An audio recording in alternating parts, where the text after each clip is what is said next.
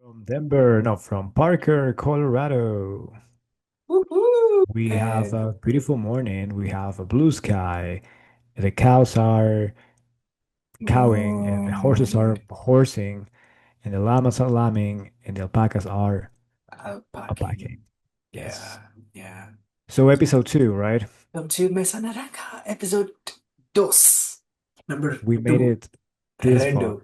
Yes, we did. Oh boy.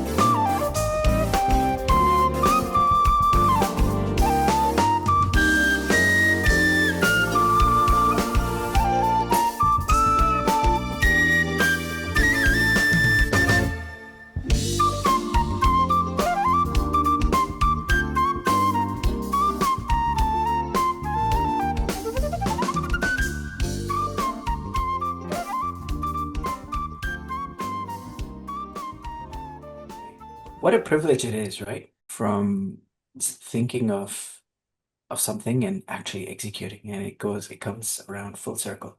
How do you learn your traditions as a kid? The first teacher or first group of teachers would be like, parents, mother, especially like in India when we were younger, I was brought up by my mom. I would always follow her. And also, luckily, fortunately, I had two grandmas who were around and, they would tell me stories. And when we would, at nighttime, they would read us bedtime stories. And these are not just like, say, superhero stories of like, say, the comic superheroes, but these are stories of our tradition, history, and some would call mythology, so to speak. So all those wonderful things, and you're just carrying them into your, subconscious as you're drifting off. Long story short, as kids, you learn them young.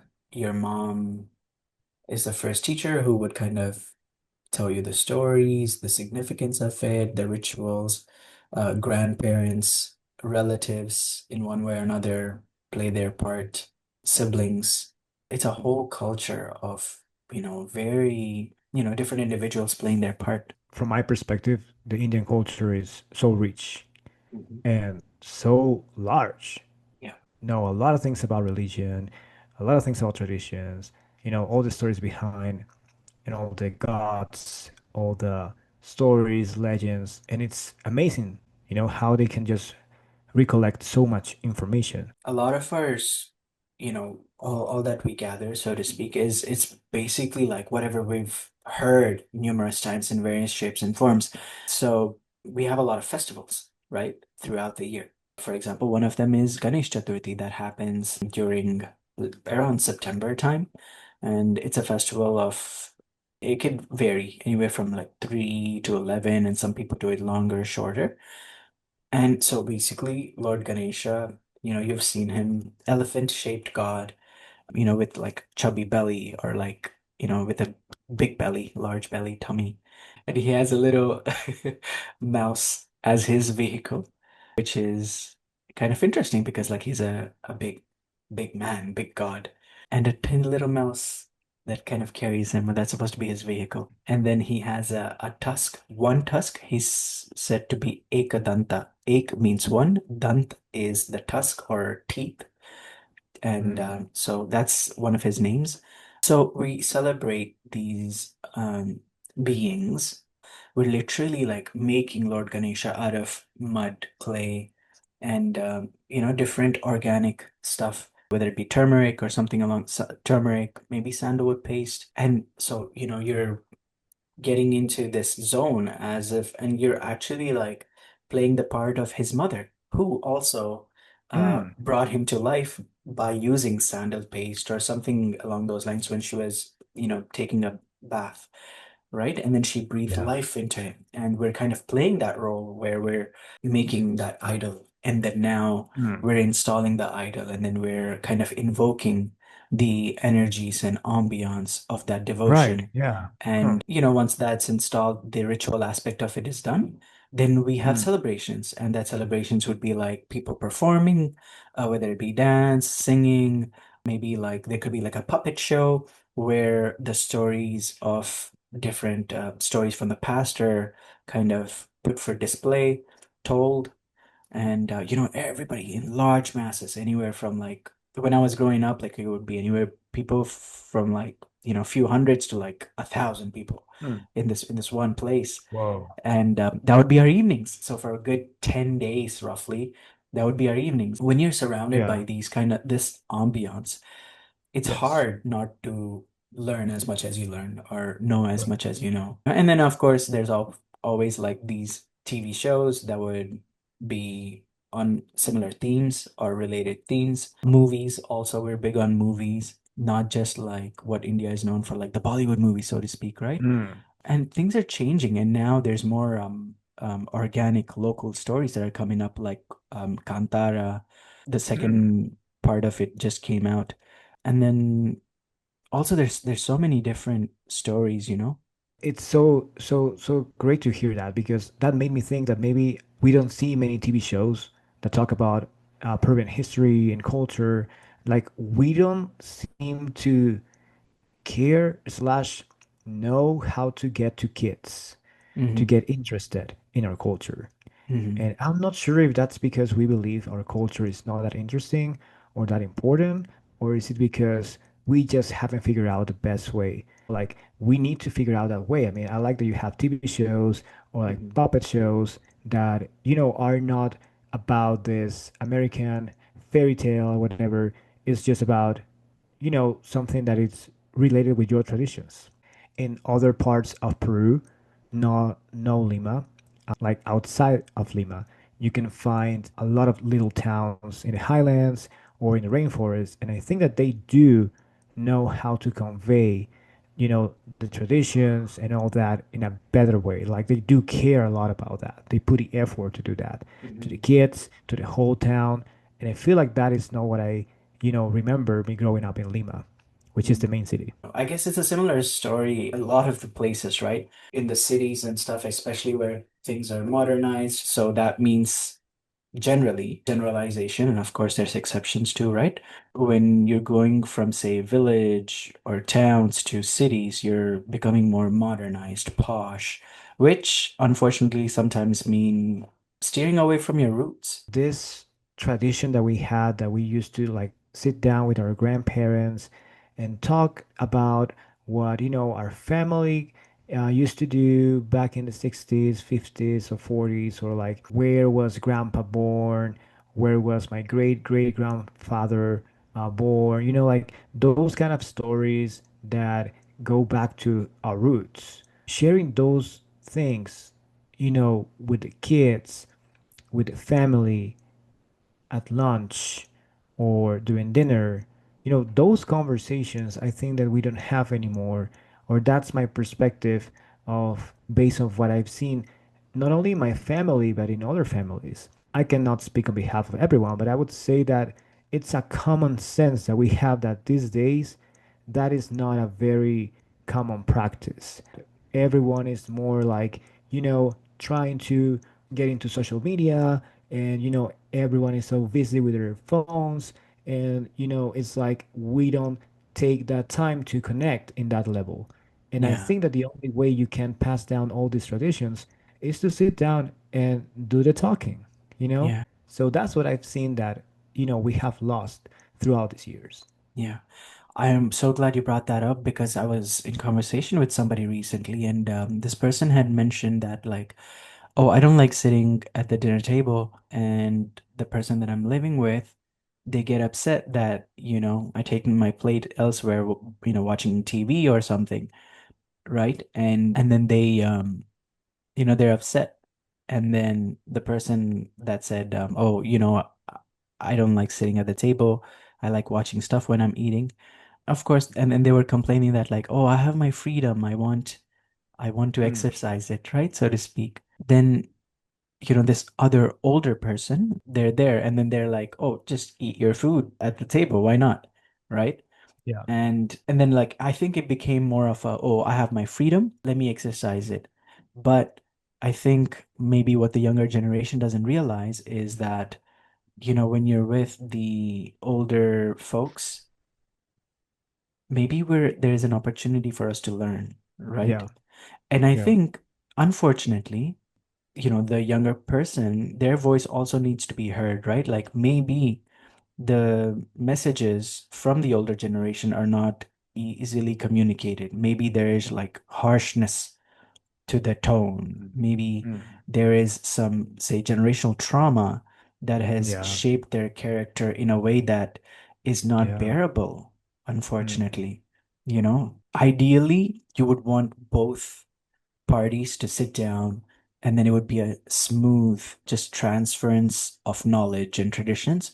But I think there's a Yeah. disconnect. People are disconnected, which is why they're spending time on the phone or, connecting to Yeah. something else that makes them feel better about themselves and their life, right? I think like maybe the older generation needs to work on that communication. And of course, the younger generation maybe, I guess, patience needs to be practiced on both from both parties for the sake of this culture, this tradition, Mm. because, everybody needs connection and everybody that wisdom is coming through us so that it could go to the next generation. And if that is lost, it is not looking good, especially in the state that we're in for the planet. And it's a two-way street here. It's like we need to listen and they also need to feel like they can talk to us. But at the same time, I feel like you mentioned something very important. I mean, you mentioned all these TV shows, puppet shows, and all this and that. But I think that the content also matters because you could do a puppet show here, in Lima, and it could be based on this, I don't know, fairy tale from the 60s, from this American book, whatever. And but you can also decide to do a puppet show about the Incas, about this tradition that you have in Ayacucho, or Mm. what's going on right now in Loreto, or talk about what's going on in our society these days, Right. and try to make it educational in that level. So Hmm. I think that the content also matters, and it's all about how people think this could work or not, if they can profit out of the puppet show or not. I think like they worry so much about that that they will just Hmm. lean towards all this kind of like more kid friendly stories, maybe Hmm. something like that. But I think that it's a missed opportunity to just talk about very, very important stuff here. 100%. And, I think the younger generation needs that guidance, because that wisdom may be missing. And it could save a lot of years of turmoil. The other thought that I had was maybe, as you mentioned, art is a way to, also communicate a lot of things. It One of is. them being traditions Hmm. and culture. And I think that I admire so much, and you can correct me if I'm wrong, how in India I have this sense of you guys don't care too much what's happening, in Hollywood or in America that much. You have your whole industry, you have your own stories to tell, you Yeah, have your own characters, and you are proud of that. right. I don't know how to describe this, but I think that Peruvians are trying to copy more like the American model because it looks nice on TV, looks nice on TV shows. They're really cool. I love a good bunch of them. But that is kind of like getting into our brains, and we are not having some room for us also loving our own traditions, our own culture, being Mm, proud about it to the point that we want to also brag about it or like maybe post on Instagram about it. yeah, Wear a shirt that says Peru or like something that is related to a Peruvian attire. Like we don't want to showcase our culture as much as we want to showcase someone else's culture. right. I mean, a lot of money is spent in that advertisement and stuff like that, right? So I guess, and world is basically becoming one whole global village, or if it isn't already. Yes. And I think as these things are happening, we just have to keep in mind of the things that are closer to us, the roots. There's a lot of different factors and a lot of different hands at play, I'm There's sure. some money support. Of course. And there is, right? And that's power. That's kind of pushing it. And I think, but more importantly though, is just lack of awareness in people, right? It's very important to mention that we also pass down a lot of traditions and culture when we are in school. You Mm, know, right. that's a very good place for us to learn about our traditional dances, our music, Hmm. our attires. And, you know, in Peru, we celebrate Mother's Day and Father's Day, which I think is a celebration that is not that Wonderful. popular in India. Right. But yeah, we do. And during, You know, Mother's Day, we have to rehearse a lot these musical numbers. We're gonna be dancing this maybe, music from the coast or, traditional music from the rainforest area, from the Amazon or like from the highlands.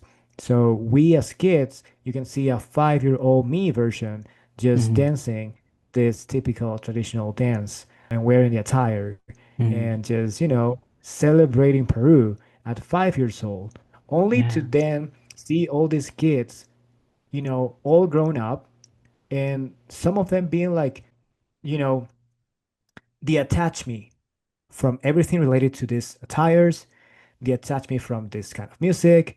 Like, that's not me. Mm, I'm not proud of that. right. Like, I don't like it. And I Mm, think that that's a very common sense when we grow up as Peruvians these days. I'm not saying that that's been the case always. right. And I think that we're losing that part of ourselves. Yeah. Unfortunately, that's happening and it's happening very rapidly.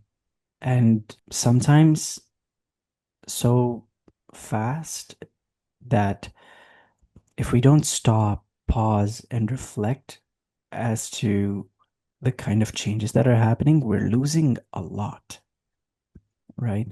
I think, when we were younger, we used to celebrate a lot of Mm, festivals and we used to celebrate it with a lot of fervor. Today, unfortunately, it's not happening as much because people are more busy. They're preoccupied, really, with yeah. things that are not, dare I say, as important. Things that are not giving them things to reflect. For example, like, when we're, for I was talking about Ganesh Chaturthi and making Lord Ganesha with the mud and stuff, right? When you're doing Yes. these things, you're actually like disconnected and you're actually practicing concentration and you're reflecting on the story. You're asking, why the elephant trunk? Why one tusk? Was he so dedicated? So how did he get his tusk? Right? Or how did he become one tusked instead of, what happened to his other tusk? Why a mouse for an Mm, elephant face god? Like this becomes the concentration. This becomes, and the more you think about it and the more you learn, there you're uncovering deeper dimensions and you're connecting different layers. And this is not about some god. This is about yeah. you because Yeah. it's like everything that these stories, the stories are really lessons for us to Yes. live and live wonderfully, right? And Yeah. bring it into action. When we disconnect to all of that, we're our mind can be empty. So we're going to be preoccupied with something else, and something else becomes important. Unfortunately, in that sense, we're losing touch, and we have to kind of come back to the roots. And why should we do that? And consume for what, Mm. right? What are we consuming for? What kind of people are we becoming? Like, are we making this planet a better place? Are we decreasing the levels of CO2 that is kind of just out in there? And there's just so much more, right? Do you recall you just dancing, maybe in school? Like, does that happen? Because in Yeah, Peru, it's very common. right. So for we had not like say traditional, I mean there was attempts made to do that, although that may not have succeeded as much.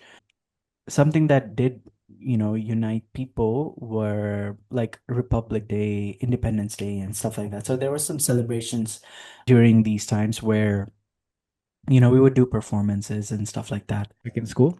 in school, yeah. But I think the cultural aspects were happening outside of school. So, like in local community areas, like community arenas, and we used to, there's like this place called Ganesh Mandap. Mandap means kind of like the platform or something along those lines, like wherever there's, yeah, I guess let's just call it platform for now, where, there's a stage where we'd put the idol of Lord Ganesha, and to the left there's a huge stage also, and then that's where the performances would happen. And then of course, like there was huge area for audience in front. Yeah. So there you had these cultural events happening, and us as kids, like everybody would join, like people from different religions even would come, and then we would all hang out Oh, there, and we nice. would also, Cool. yeah, we would do these things. And India being multicultural. We do talk about traditions, like we address traditions by doing the dances, by sometimes we're like doing July 28th, that's our, national day. We will just bring maybe typical like dishes from Peru. We'll do this kind of like, get together in school, or we can do this contest of, hey, who can just recall the 12 Incas, or who can do this. We have some activities during our national festivities during Independence Day. So yeah, I mean, we have a lot of that, and we also get tested on that. So we Oh. have a lot of ways to get, talk about traditions and address Mhm. traditions. Maybe more like history, yeah, traditions as well.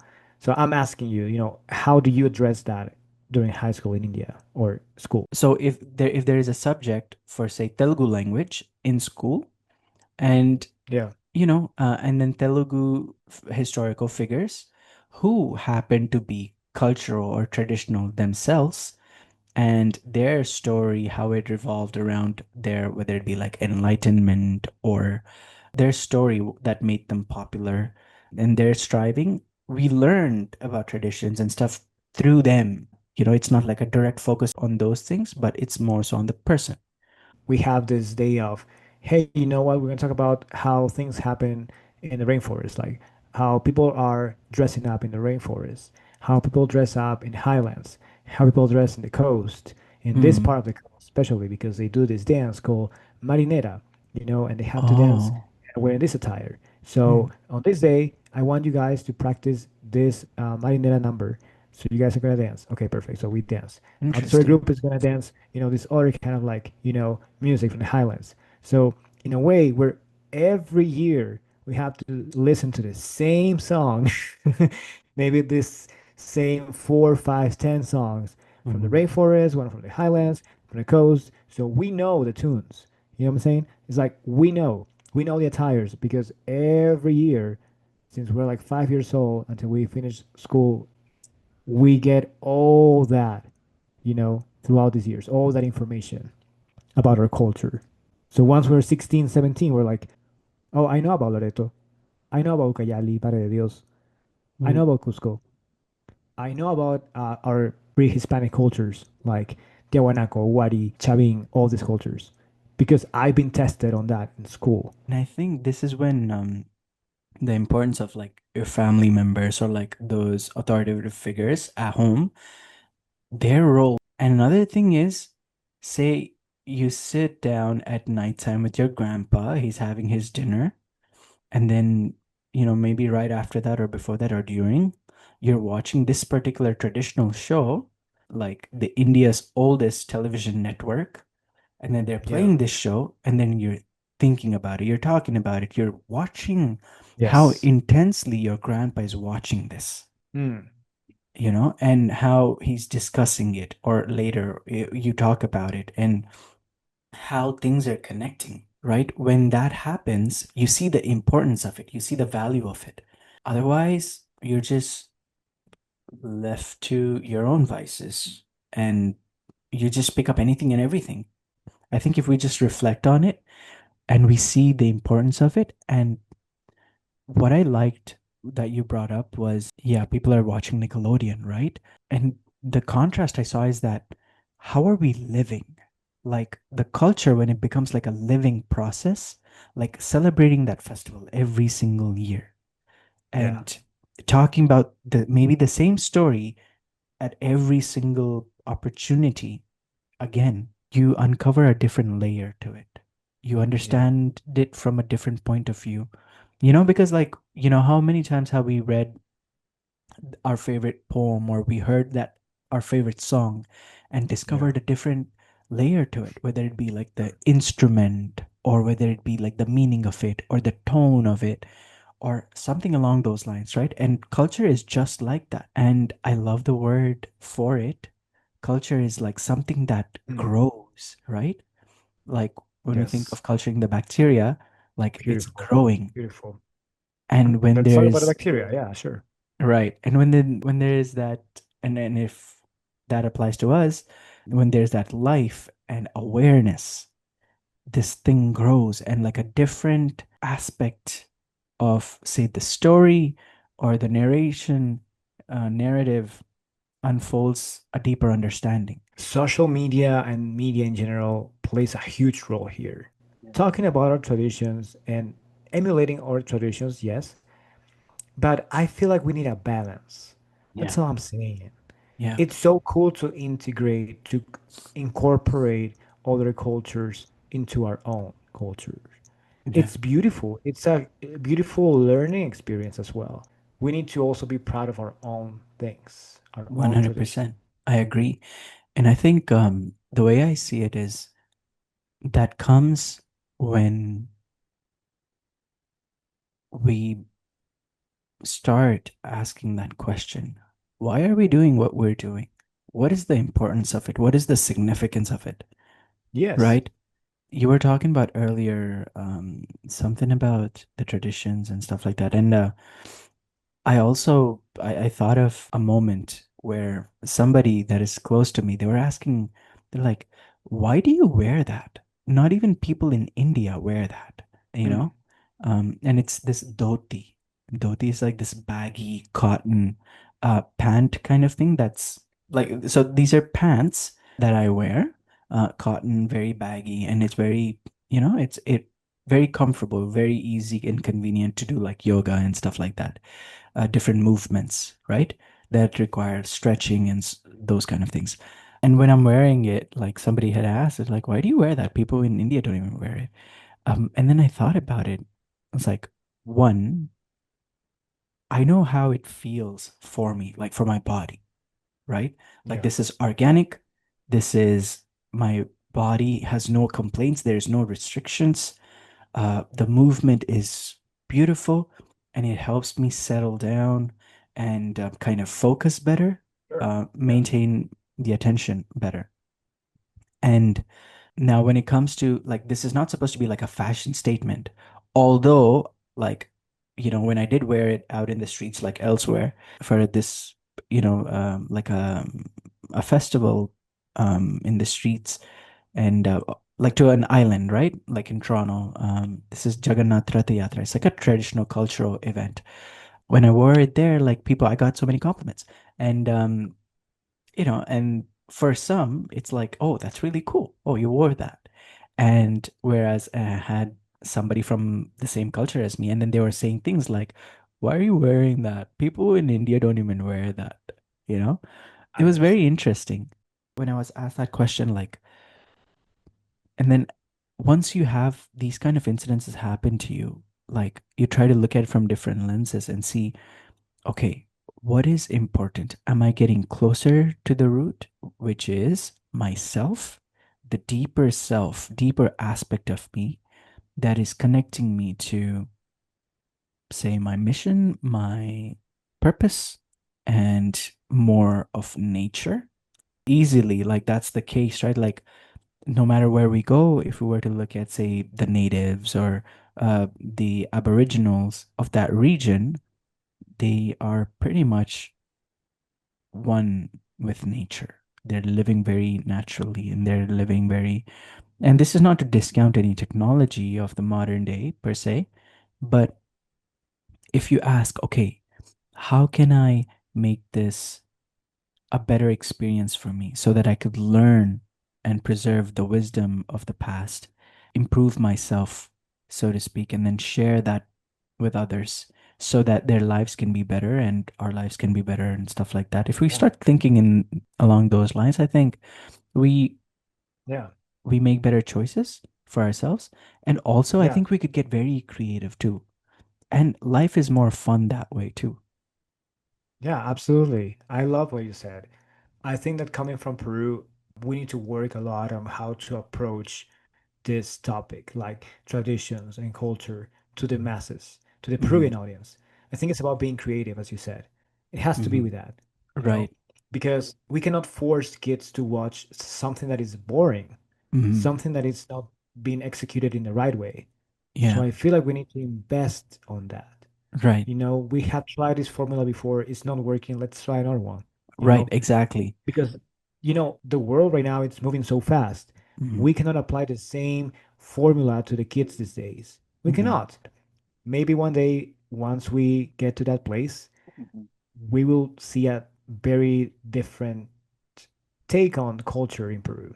Yeah. I think I told you that in high school or in school, we still have this laminas. I don't know how you call Hmm. that. It's kind of like the illustrations. Right. The popular one is called Huascarán, and it's like a illustration about, things, Peruvian related, like culture, whatever.